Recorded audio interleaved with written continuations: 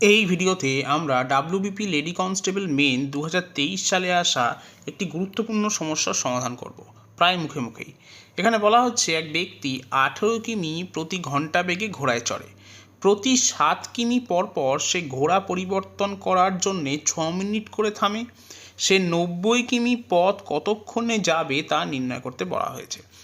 যদি সে 7 কিমি পর না থামতো, অর্থাৎ সে যদি কন্টিনিউয়াস যেত, তাহলে তার সময় লাগতো 90/18, তার মানে 5 ঘন্টা। এখন এই সময় তো লাগবেই, ঘোড়া থামার জন্য কিছু এক্সট্রা সময়ও লাগবে। এখন প্রতি 7 কিমি পর সে থামছে, অর্থাৎ যাত্রা শুরুর পর প্রথম থামবে 7ম কিমিতে গিয়ে, তারপর থামবে 14 কিমিতে গিয়ে, তারপর থামবে 21 কিমিতে গিয়ে, এইভাবে থামতে থাকবে। তাহলে কতবার থাকবে সেটা আমরা কি করে বার করব? আমরা এই 90কে 7 দিয়ে ভাগ করব, ভাগ করে যে ভাগফল আসবে, ভাগফল 12 আসবে, সেই ভাগফলটাকেই শুধু আমরা কনসিডার করব। এখন সে থামবে তাহলে কতবার? 12 বার। কতক্ষণ করে থামছে? 6 মিনিট করে।